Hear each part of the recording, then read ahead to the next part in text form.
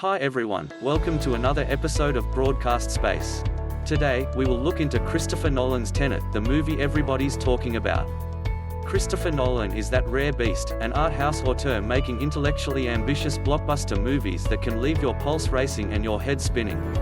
Ridley Scott had the same knack, as did Stanley Kubrick, the wit to combine a vivid imagination with unabashed showmanship in order to explore complex ideas such as time and space and consciousness in the context of an epic, all-action movie.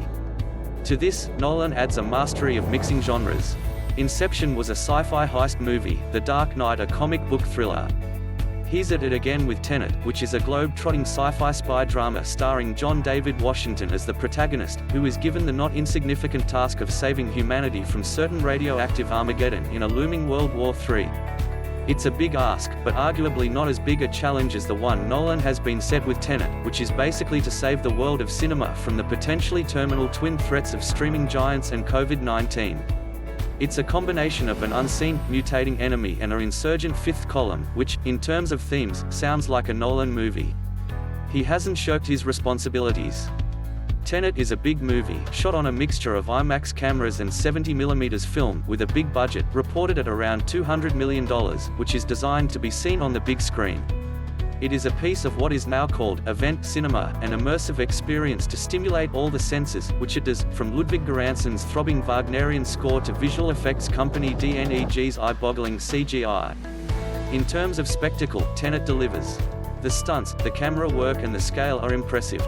As is Nolan's appetite to use blockbuster entertainment as a platform to seriously consider existential threats, the unconscious mind, and cutting-edge physics. In the past, he's given us esoteric stories of implanted dreams, Inception, and alternative universes, Interstellar, both of which felt more like fiction than science.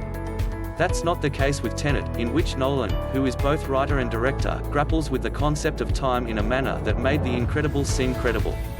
Frankly, there's a lot to get your head around. The clue is in the movie's title, which not only refers to the ethical codes of conduct, tenets, expected by the ultra-secret society into which Washington's protagonist has unwittingly been inducted, but also to its palindromic form, an allusion to the way in which Nolan is asking us to think about time. That is, it goes both ways, forwards and backwards, sometimes simultaneously. The upshot of which being, events that occur in the future can be revisited in the past, an idea illustrated in the grandfather paradox, which posits if a person travels back in time and kills their own grandfather before his or her parents were conceived, it would prevent the time traveler's existence.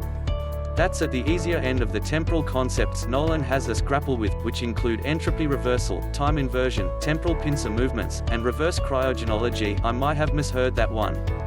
If that all sounds a tad complicated, you should try showing it on film. There are car chases in which the protagonist is going forwards when all else is in reverse, fist fights that take place over millennia but happen in the same time and space, and bullets that seal rather than penetrate. Nolan is challenging our preconceptions of time and suggesting there might be an alternative way of looking at it beyond a limited notion of linear progression. It's confusing to begin with, but by about midway through the film starts to make narrative sense, to such an extent that plot twists at the end are rather predictable, or maybe that's some super clever meta-narrative device that validates the film's conceptual argument. In fact, the entire plot is rather predictable, which I suppose makes room for all the thinky physics stuff. It's a Bond-like setup. The protagonist is the goodie, a Western agent working for a morally sound, state-backed, above-the-board Secret Service. The baddie is Andrei Sadar, an unscrupulous Russian businessman played with great vigor but not a lot of subtlety by Kenneth Branagh. He is married to the glamorous cat Elizabeth Debicki, a British art expert working for an international auction house, who foolishly gave her husband a fake Goya, a professional and personal misjudgment that has allowed the evil Andrei to blackmail her into not leaving him. Unless, that is, she agrees never to see their little son Max, Laurie Shepherd, ever again, thereby depriving her of the joy of picking him up from his posh North London prep school. Andrei is hell-bent on putting together the wherewithal to erase the past, present and future of the world. The protagonist is heaven sent to stop him. Cat is the key, a love triangle plot device that might work on paper but doesn't in the film, where there is little emotional spark or screen chemistry between her and either Andrei or the protagonist, or Max for that matter. You're left wondering why the two men are willing to stake everything that has ever been or will ever be on a bit of a cold fish with whom neither appear remotely enamored. I'm not sure why there is such an apparent lack of connection between the main players. Maybe it's the script, or possibly that the characters are too simplified, although Washington does a good job in fleshing out the protagonist, as does Robert Pattinson in his role as an English adventurer type, Neil. Perhaps it's the high-definition filming and extreme close-ups, which show every pore in the actor's skin, that leads to some scenes having a mannered awkwardness. To that extent, it's certainly not Bond, but then, it's not Bond either. There are action sequences with Bond-like levels of spectacle, and interior scenes in which you sense the protagonist actively putting his tanks on 07's lawn with his own bone-dry quips. Asked how he would like to die, he replies, old. What differentiates Tenet are the bigger ideas in which Nolan is framing his story. It turns what could have been a sub-Bond action-packed spy movie into an inventive, bold and thought-provoking interrogation into our perception of time. It won't leave you shaken, but your mind will be stirred. And that has to be worth a trip to the cinema. Tenet, most critics laud Christopher Nolan for mind-bending blockbuster sources. Christopher Nolan's Tenet has been billed not only as his latest blockbuster, but also as the film that could save cinema in 2020. Critics have described it as everything from a mind-bending wonder to a dud. The fantasy spy epic was originally set to debut in UK cinemas on the 17th of July, but was pushed back several times to the 26th of August due to the COVID-19 pandemic.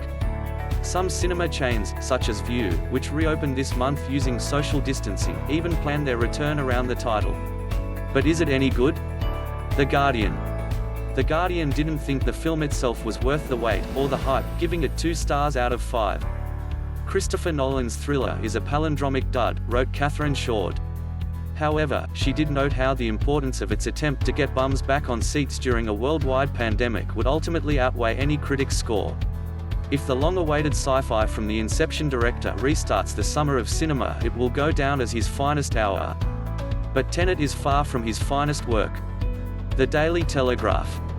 The Daily Telegraph, on the other hand, plumped for full marks, 5 out 5. Its writer Robbie Collin urged viewers, don't try to understand it, just rewind and enjoy the ride. He wrote, Christopher Nolan's time-bending action spectacular is the perfect film to get us back in cinemas, one viewing just won't be enough. Mythical status. Screen Daily. Screen Daily, meanwhile, said the movie had already achieved almost mythical status for the plan to roll it out internationally wherever cinemas are open next week, before its US release. It's certainly a film for the occasion, and it is to be hoped it proves a rallying cry for audiences to get back on socially distanced seats, wrote Fionnuala Halligan.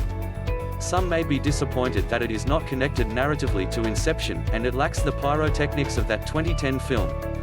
It's a dream ride, though, for the most part, for anyone looking for glitzy escapism, and who wouldn't include themselves in the demographic right now? The 152-minute movie focuses on the protagonist, played by John David Washington, trying to save the world from disaster. Its cast also includes Robert Pattinson, Sir Kenneth Branagh and Elizabeth Debicki. Tenet's performance at the box office will be viewed as an indicator of the public's willingness to return to the socially distanced cinema. The other major August release, Disney's Mulan, has now gone direct-to-home viewing via Disney+. His own Bond film.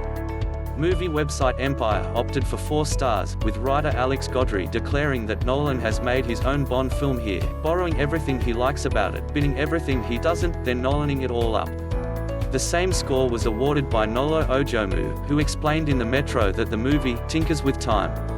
She wrote, Christopher Nolan's Tenet is another mind-bending wonder that delves into the intricacies of physics while delivering a fast-paced action thriller. Finally, the NME crowned Nolan the king of cerebral blockbusters. Though it's sometimes hamstrung by clumsy dialogue, a necessary evil, perhaps, given how much Nolan needs to explain, Tenet is rarely less than thrilling to watch, offered Nick Levine. It's a challenging, ambitious and genuinely original film packed with compelling performances. Washington and Debicki are especially excellent, which confirms Nolan as the master of the cerebral blockbuster. And if you can, you need to see this visually stunning movie on a big screen. Tenet review. James Bond types are thrown into confounding sci-fi plot in a Christopher Nolan film you can miss. Does your head hurt yet? Asks Robert Pattinson's debonair British agent Neil at one point in Tenet. The answer is, inevitably, yes. This movie revels in its whirlwind of complications, daring its audience to get their heads around its high concept, while simultaneously delivering a massive big-screen wallop. Yes, this certainly feels like writer-director Christopher Nolan reveling in a huge budget and the unforeseen honor of being the first tentpole to grace theaters since they reopened. It's fitting that Tenet has been delayed numerous times by the pandemic. Much of the story is about the precariousness and flexibility of time. The theme is, of course, inversion, a method of reversing the flow of time that's being used for nefarious purpose by those in the present and, implicitly, future. An agent known only as the protagonist, John David Washington, is recruited into a top-secret mission to prevent WWIII. His training involves a briefing from AQ-style scientist Clemens Poesy that is surprisingly dull, but perhaps that's because we've all seen the trailer.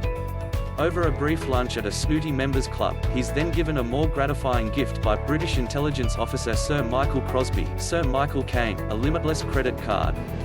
Sharp-suited and posing as a billionaire, our hero must work with Pattinson's Neil and get close to a ruthless, staggeringly rich arms dealer, Andre Sater, Kenneth Branagh. This is where things take a further swerve towards James Bond territory. Sater can only be reached, apparently, through his wife Kat Elizabeth Debitsky, who works in the art world. One fake Goya and a few close shaves later, the protagonist is globe-trotting with world-class criminals and trying to confirm their connection to inversion crimes of the past, present, future, and prevent a disaster of the highest order, with Neil helping out quite considerably behind the scenes. At this stage, Tenet feels like a hybrid between a classic action-packed Bond movie and a time-twisting sci-fi, and if neither genre sits very comfortably with the other, perhaps it isn't meant to. While he is an extremely capable agent, our hero is feeling his way, trying to learn on the job, and we are scratching our heads along with him. Despite the distraction of the luxury yachts, the glamorous trappings, the spectacular action set pieces, there's a niggling question of WTF throughout Tenet. It's a question that will either engage audiences, or not. The heavily expository dialogue may not win over popcorn audiences, but fans of Nolan should relish the chance to decode it over multiple viewings.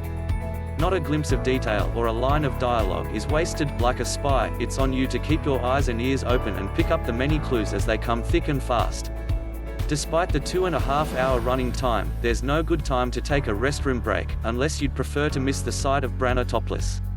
A heavily accented Branagh is on the verge of pastiche as a typical old-school Bond baddie, while Debitsky is supremely elegant but disappointingly cast as a perpetual victim. She's frequently restrained either physically, emotionally or both. She's also subjected to a serious dose of mansplaining on more than one occasion. An implied attraction between her and the protagonist is just that. Despite a slightly frustrating lack of backstory, Washington is very impressive in the lead role. His everyman quality serves him well, and he's as good in the fast-paced action scenes as he is bonding with Pattinson's Neil, who brings a light, genteel touch. These two could both compete to play rather different James Bonds. Their tentative bromance is arguably the warmest part of Tenet. It's not a particularly emotional film, despite the fact that there is a potential apocalypse looming. Other supporting characters fare well and sometimes surprise, but to say more would constitute a spoiler, something that must of course be avoided at all costs when it comes to a Nolan puzzler. True to form, the director resists the urge to attempt comedy more than a handful of times, though there are a couple of smiles when Caine enters the picture, and Washington makes decent work of the odd, half-hearted one-liner. It would have been easy to add a few Bond-style double entendres, but on balance, this movie is better off without it. In terms of Nolan's body of work, Tenet's closest relation is probably Inception, though its themes touch on some of the same territory as Interstellar and Memento, without matching either their brilliance or their intimacy. Other classic sci-fis that spring to mind include the Terminator series and Looper, both films that seem to talk about time shifts more than they actually show them. There's even a plutonium plot line, but this is no Back to the Future. There are certainly more thrilling, more mainstream films for a time travel fan than Tenet, but as we are reminded, inversion is not, strictly, time travel. And in many ways, this film is not mainstream. Despite its blockbuster trappings, it might be Nolan's most ambitious, willfully perplexing film in recent years. It certainly doesn't have the wide appeal that made Dunkirk a global hit with generations of moviegoers. In short, this is chiefly one for those numerous and ardent Nolan fans.